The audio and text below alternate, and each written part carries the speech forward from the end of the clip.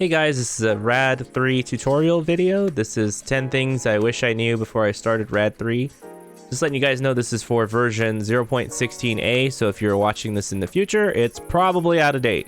Okay, so first things first, you're gonna probably want to make the Ars Spellbook. The Ars Spellbook is super important. You can make lots of really powerful spells with this. You can make like a healing spell, for example, like self plus heal, so you can heal early game. You can make a harm spell with projectile harm. There's Fell, which is great for chopping trees. That's projectile Fell. Then a break spell for break, like mining and whatnot.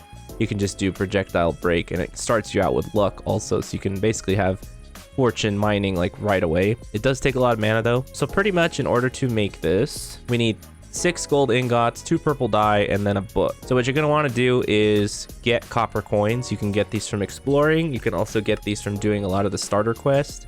If you look right here on World Exploration, there's a lot of really easy quests you can do here that will give you iron coins, copper coins, and whatnot. See, there's a bunch of copper coins here. Just look at all these starter quests. They pretty much always give copper coins just for really simple things like, oh, craft a knife or like mine something, whatever. They're very easy usually to get copper coins. And then we can come over here to the market, which is right here. Okay, so yeah, you basically use your copper coins. You want to get the gold though. If you scroll all the way at the bottom, see right here we have 3 gold nuggets. You just need to do this twice to get 6 gold nuggets. If you don't have any cows or sugarcane around, you can use the leather and paper in order to get the book. And then as for the dye, there's usually lots of blue and purple flowers around, so you can just go ahead and make the dye with that. You just need 2 purple dye. There is a ton of purple flowers that you can, make dye out of, or else you can just find a blue flower and a red flower and make the dye. So like I said in the beginning, once you get the spell book, this will enable you to make some really good spells, such as the healing, the mining, and then like a damaging spell. So that will help you out a lot in the early game. Okay, number 2, I would suggest going adventuring pretty much immediately. You really need to just spend time adventuring and breaking spawners and whatnot and getting XP and levels, because the early game for RAD3 is kind of tough. You're probably going to get beat up, especially if you go spelunking. So yeah, you want to try and get coins, dungeon coins and whatnot from adventuring, and that will definitely help you speed up the beginning process, because like I said, it's a little rough in the beginning and it doesn't really get, it doesn't get smooth until, I don't know, a few hours of gameplay. I would say for number 3, you want to get a Hearthstone. Hearthstones are super important. You'll just need an iron coin. Like I showed you, you can get those iron coins from this world exploration. Another good way to get iron coins is over here in Not Enough Food. If you look at this starting cooking area, there's a lot of things you can do to get iron coins, especially over here on this side, making all of these crafting tables for the cooking mod. Really easy way to get iron coins. Once you get the iron coins, you're going to want to come over here to the iron coin shop. Go ahead and turn it in, and then you can go ahead and get a Hearthstone. Come all the way to the bottom, and here's the Hearthstone. You want to buy that. That will let you teleport back to your home. You could put Unbreaking on it. That will make it last a lot longer. The Hearthstone's really important, so you can teleport back home, and I talked about this a little bit in the beginning. You want to make this heal spell. It's just self plus heal. You should be able to make that right away. It is really expensive in the beginning. I would suggest making the Ars Nouveau discount rings. This will make it so it's a lot easier, or your spells cost less mana. You will need to make the enchanting apparatus with all of the pedestals and whatnot, which costs a lot of gold. But it is definitely worth making these rings. Even if you're not a pure magic spellcaster, these are great rings, as it will make your spells cost a lot cheaper in the early game. The heal spell is much preferable than using all the bandages and whatnot. So the bandages are great for early game, but as soon as you get the Ars Spellbook, definitely just switch to using the Ars Heal spell. It's much better. Okay, number 5, this is probably one of the most important things you should do. If you come over here to your quest log, come over here to Masteries. Masteries are basically just like different skill trees you can go that will help you out. You definitely want to go enchanting. This doesn't cost anything. You just need to, activate it, and then you get to choose which mastery you want to go. Always go enchanting first. Enchanting will allow you to basically spend XP levels and experience dust in order to get free, enchanting books, and they're super OP. You get the experience dust by making this portable experience dissolver, and then you combine the dissolver with different things such as the spawner cores, the power tokens. A lot of these things you will get as you're playing the game. I would suggest the best thing you want to grind up is lapis, because you get a ton of lapis. It's not really that hard to get. That's the most efficient. All these other things are used for different trades within the mastery, which are more important. such as using the XP scroll to get XP, using the spawner quartz also to get XP. The most important thing you want to know is over here down at the bottom. This is the level 30 trade. You have to unlock this by basically doing these tasks in order to further unlock the different tiers of the mastery. Once you get to this bottom, you're going to want to do this. It costs 30 levels and then 32 of the XP dust. This will unlock the knowledge. If you see there underneath life sync, knowledge 1. This will allow you to get the knowledge of the ages enchant, which makes it so enemy drops are directly converted into XP. Once you get this enchant, you can just put it on a separate weapon, only used for grinding XP, and put looting or whatever on it. It's super OP. It will allow you to get a ton of XP so you can level up your passive skill tree and all that stuff. It's almost game breaking, at least in the early game.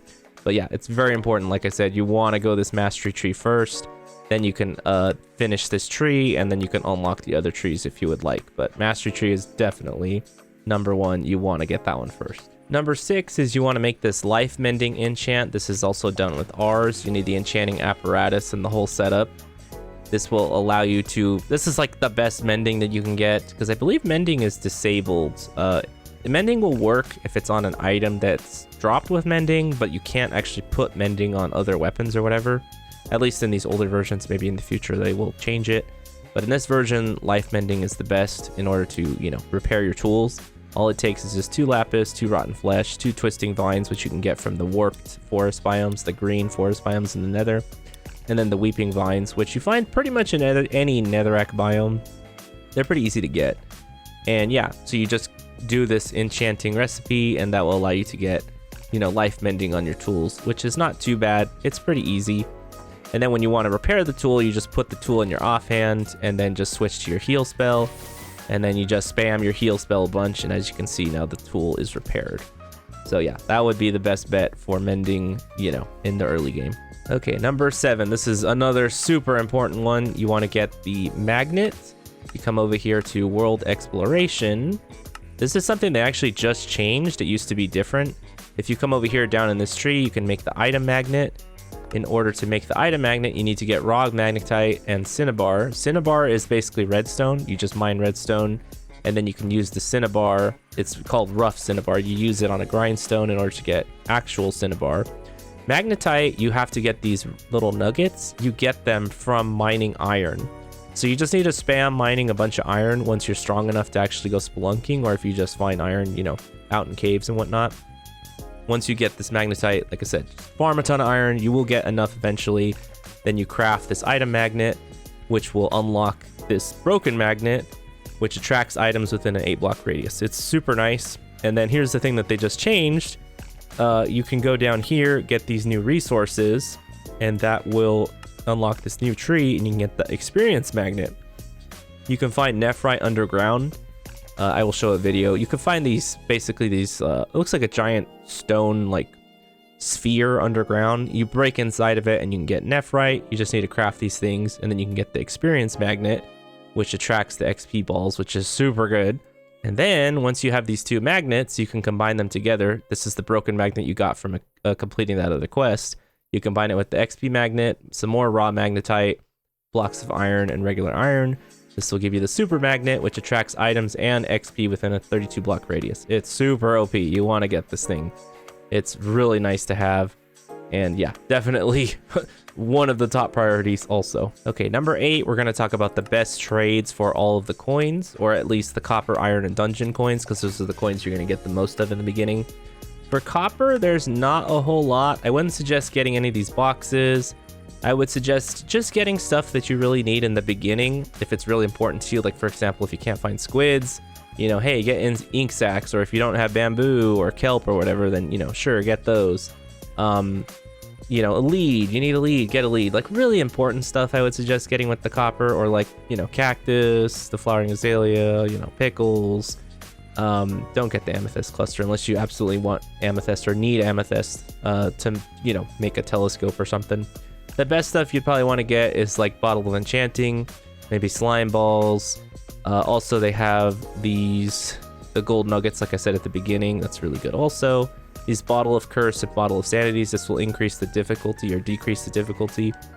of the zone where you're in. Those are also really good trades. As for they also have these bandage ones and then these hat bags. I don't think these are really worth it. I mean, if you want to, you could do those.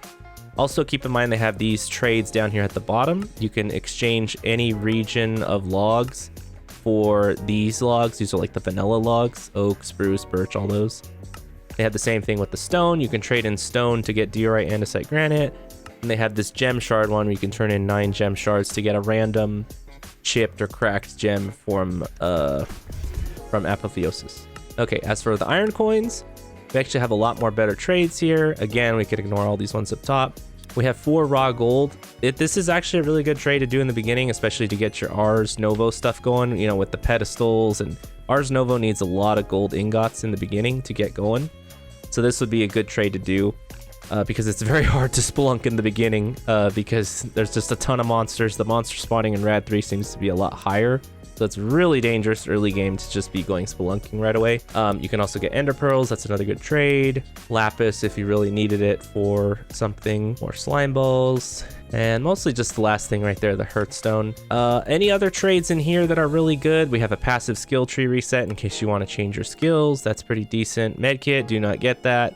Apotheotic gems, you can trade to get a random gem. This is a good trade for later in the game. Once you have all the good stuff from the iron coin tree, I would say then, you know, dump it into getting gems, but don't do that in the beginning.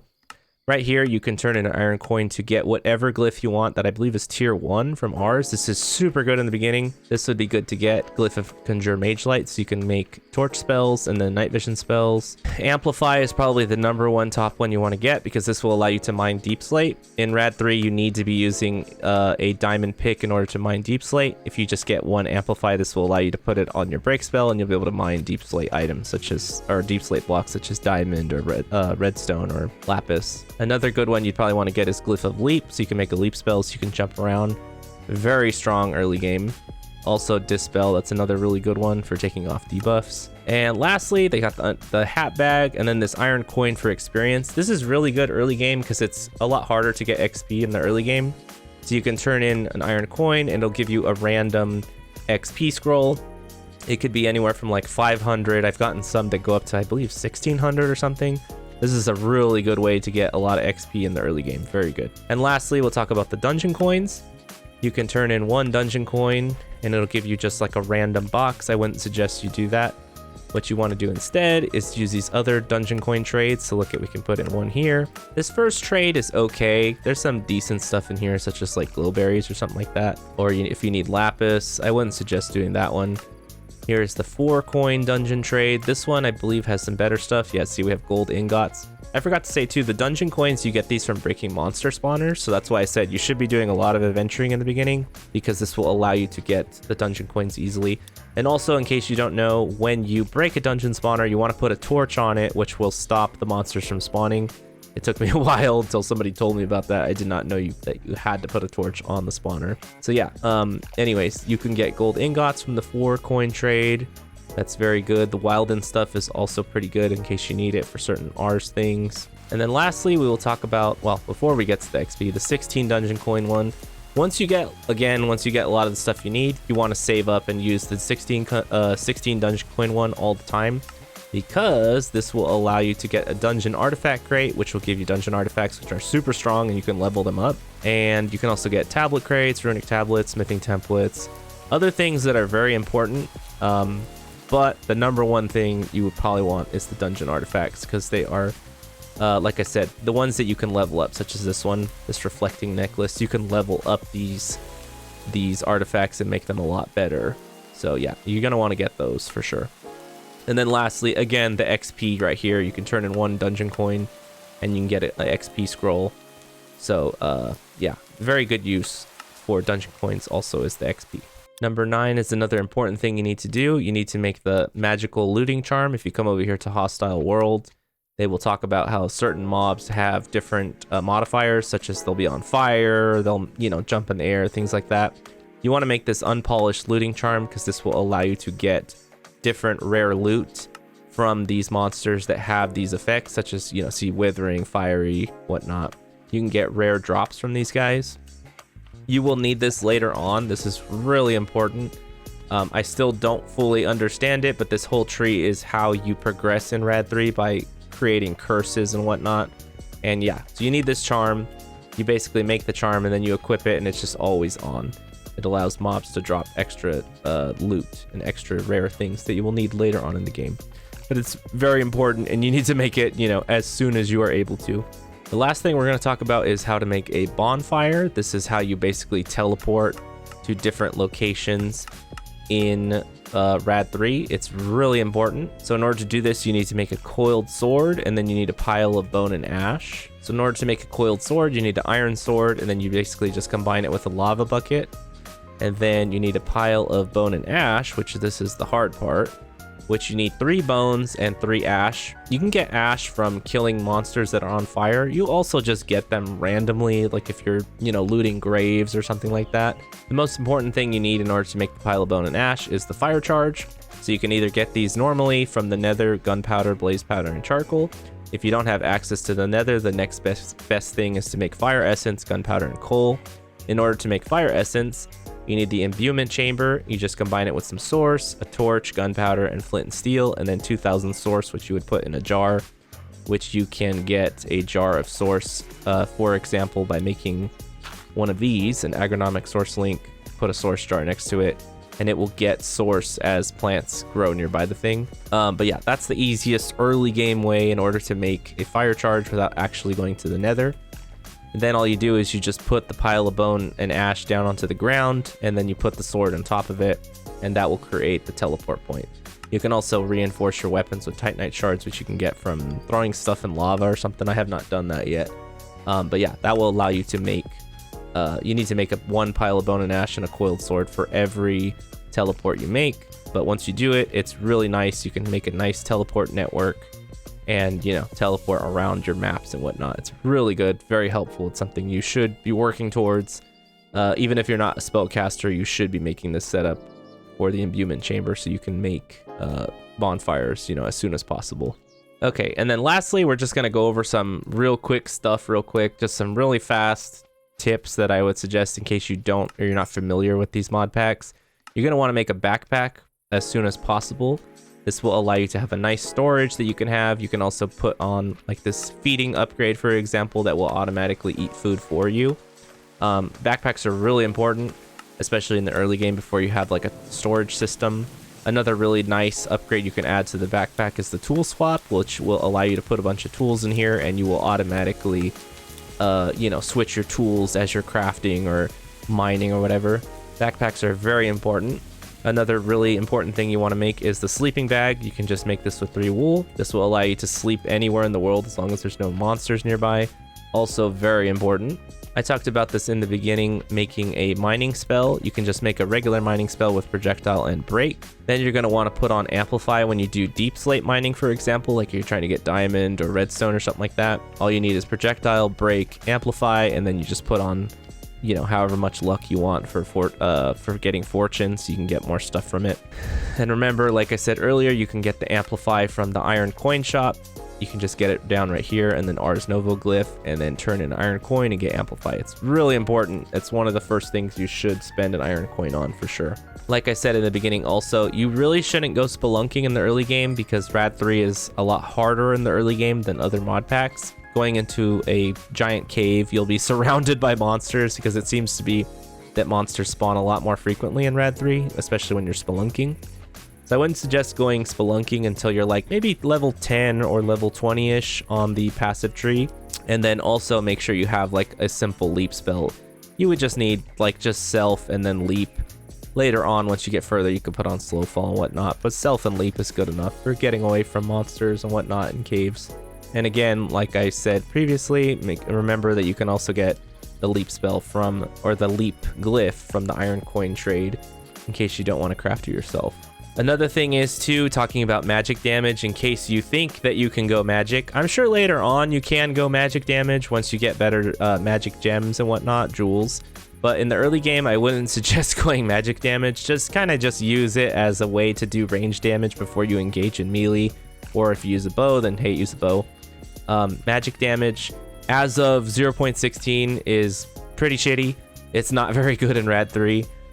you can do way more damage with bows and with swords and whatnot, because a lot of these passive bonuses in the passive tree, such as just like this random one, for example, oh, you get more damage if you have hunger points.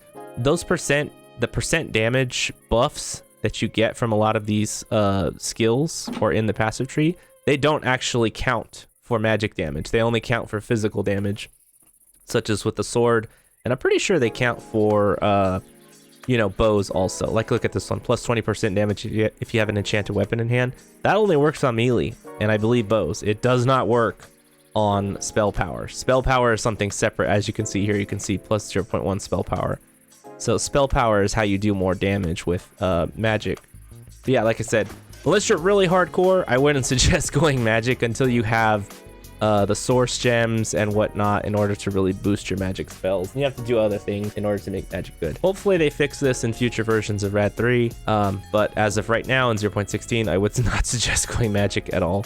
Only for using utility spells, you know, obviously your utility spells like, you know, using torches, night vision, etc., all that stuff. Another quick tip is once you get this rough stuff like rough cinnabar, rough diamond, or rough lazurite, you need to use these on a grindstone. You just come up to the grindstone, you hold right click, and it will grind up the stuff for you. You'll get XP, you'll get lapis, and you get the gold. And then for the diamond ones, you'll need to make a diamond grindstone, which is a separate item.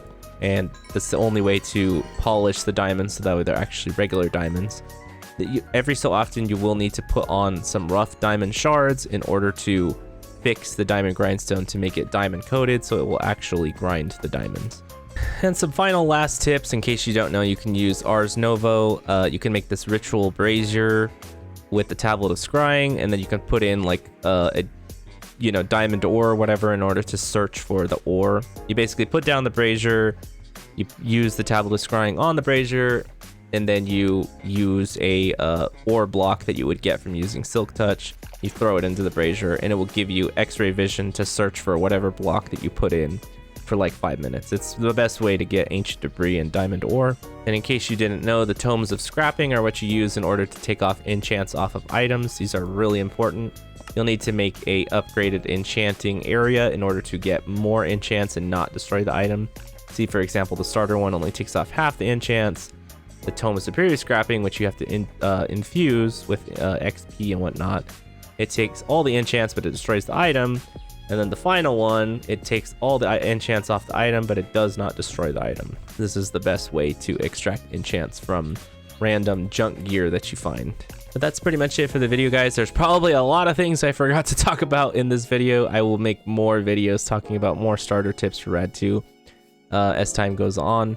But those are some of the most important things that you need to know when playing RAD3.